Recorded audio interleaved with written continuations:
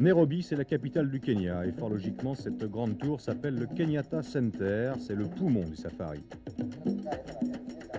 Safari égale exercice très spécial. Inutile dès lors de s'étonner si la préparation des mécaniques y est toute particulièrement minutieuse et spécifique. Dans un safari normal de disposer d'un pare-buffle, ça ne sert pas uniquement qu'au buffle d'ailleurs. Accessoirement, on le constate, ça sert de véritable seconde carrosserie. Ceci si des fois Mark Wallen ne reconnaissait pas sa voiture. Et que dire des suspensions spécialement renforcées? 5000 km de piste, il n'y a pas là de quoi franchement s'étonner. Les organismes souffrent et une mécanique au Kenya, c'est non seulement un être humain, mais en plus un être humain fort délicat.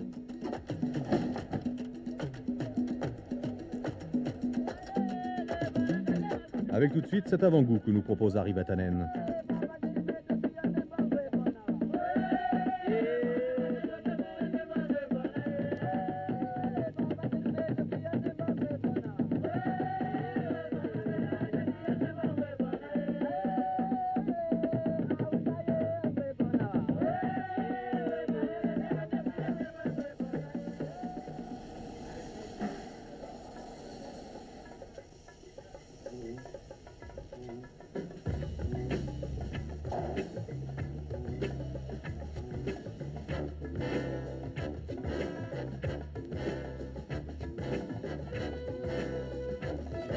Inutile de dire que Audi a bien préparé son coup aussi. Un ingénieur n'a plus le droit d'avoir ou le mal de l'air ou le vertige.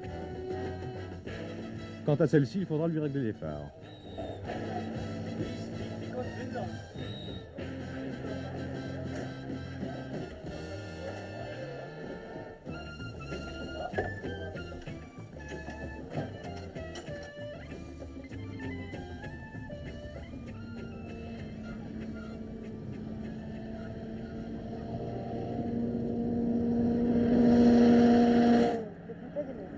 C'est parti pour ce que l'on peut considérer comme le plus long sprint du monde. La plupart des pistes, on les avale à 200 km/h.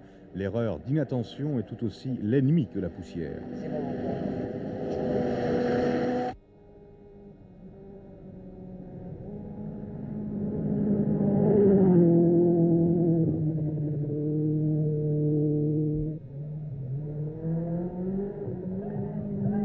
On attendait Peugeot? Eh bien non.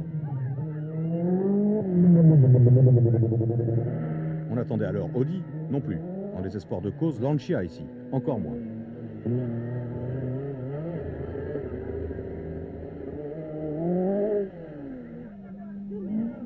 Alors si ce n'est donc Peugeot, Audi ou Lancia, ce sera donc Nissan.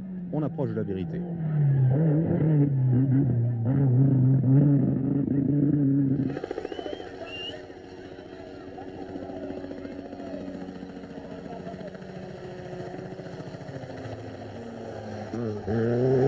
Alors Opel, c'est presque ça.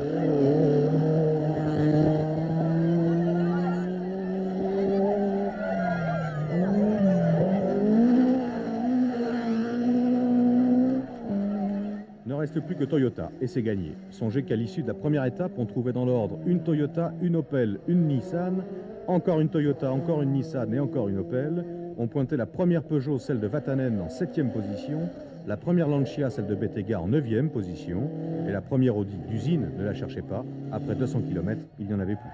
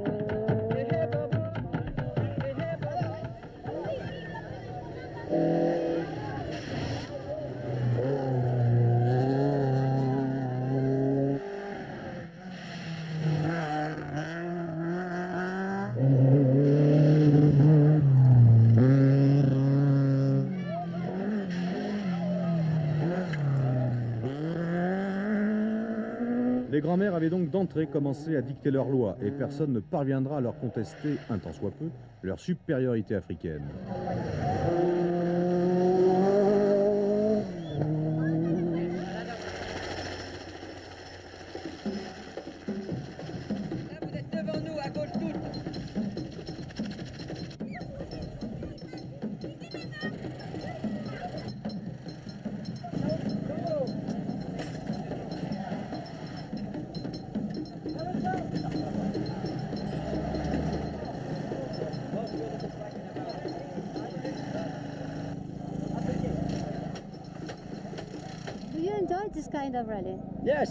C'est bien de courir des rallyes différents. Les rallyes ne doivent pas être tous les mêmes. C'est bien agréable de connaître quelque chose de spécial.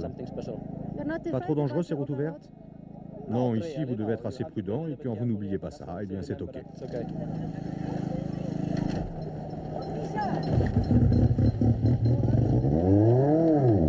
Ce qui mérite quand même quelques explications. Nous le disions, les ambitions officiellement affichées de Audi n'allait pas tenir la distance. Une nouvelle boîte de vitesse que l'on pensait miracle. Le miracle, on l'attend encore. Défaut de fabrication, paraît-il.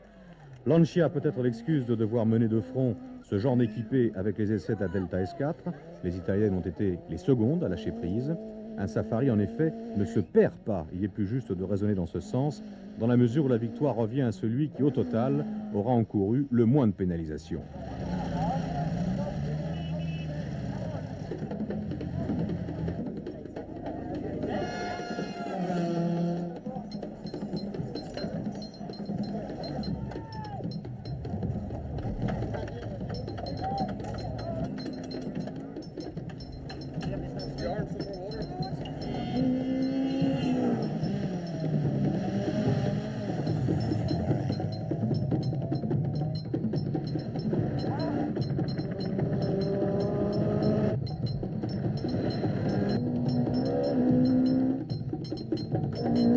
Mais le dénouement s'est quand même fait attendre. À la fin de la seconde étape de Toyota, et il n'en était pas encore tout à fait question, il était plutôt question d'Opel avec le vétéran Aaltonen qui devra remettre à l'année prochaine un éventuel triomphe. Il aura alors 48 ans et 23 participations. Il est patient, le bougre. Dans l'ordre, Toyota 2 fois, Nissan, Opel 2 fois, Nissan encore et Peugeot. Plus que de performance pure, il fallait parler une fois encore de fiabilité pour maintenir et supporter un rythme qui s'est révélé plus élevé que jamais. Ce sont les grands-mères qui détenaient la bonne recette. Comme quoi, même au Kenya, les meilleures soupes se font toujours dans les vieilles marmites, sauf le respect que l'on doit à nos grands-mères.